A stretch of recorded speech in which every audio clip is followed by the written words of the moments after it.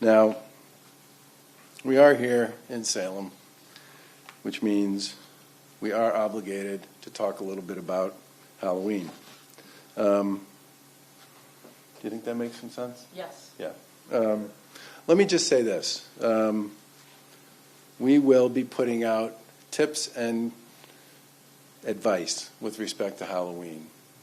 You won't see us put out what I would refer to as rules or mandates.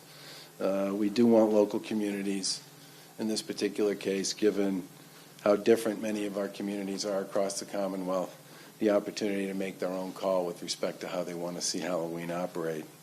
The one piece of fundamental advice we would recommend, and I'm recommending this first because I've heard from many people who've been invited to these, is that indoor Halloween parties are a really bad idea.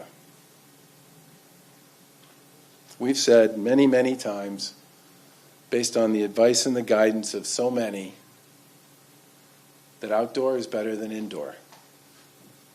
And indoor Halloween parties are simply the wrong way to safely celebrate this particular holiday. There are all sorts of rules, recommendations, suggestions with respect to trick-or-treating. And I think the overwhelming sense of many people in the public health community is that the best way to treat Halloween is to trick-or-treat safely. Small groups, don't go out in big groups. If you can go out with just your kids, that would be the best of all. Wear a mask. And not just a mask of Superman or Wonder Woman, like a real mask. And for those homes that are along the routes that many people trick-or-treat, best thing would be to lay something out on a cookie sheet, either some sort of little candy bag or wrapped candy itself, or if you're planning to hand candy out, wear a mask, very short engagement with the people who show up on your front porch, and gloves.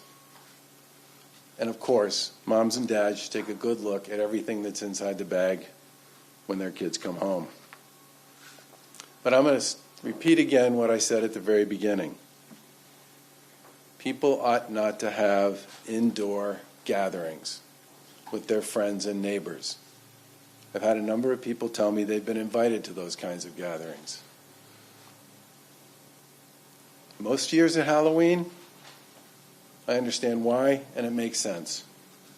This is not one of those years.